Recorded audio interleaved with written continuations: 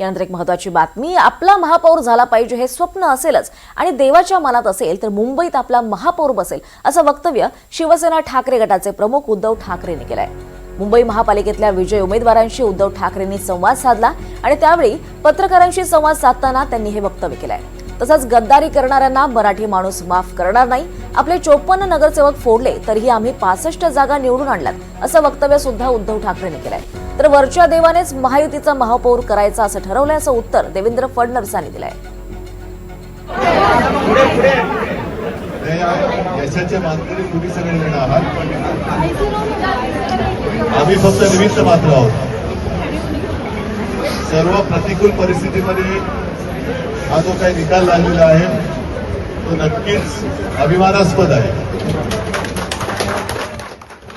आपला महापौर व्हायला पाहिजे हे तर स्वप्न आहेच, आणि बघू देवाच्या मनात असेल तर तेही होईल।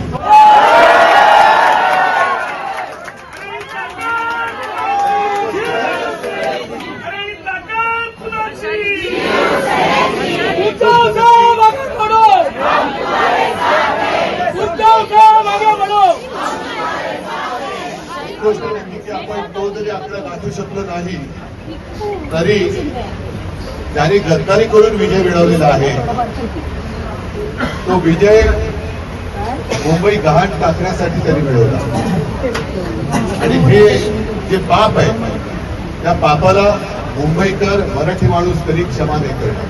देवाच्या मनात असेल तर उद्धव ठाकरे म्हटले की आमचा महापौर होईल मुंबईमध्ये। देवाच्या म्हणजे माझ्या की मला देवा म्हणतात म्हणून की वरच्या देवाच्या, वरच्या देवानेच ठरवलं आहे की महायुतीचा महापौर करायचा आहे, तुम्ही आमचा सोडू। देवाची इच्छा असेल तर महापौर होईल। देवाचा म्हणजे देवाची, मेवाची नाही।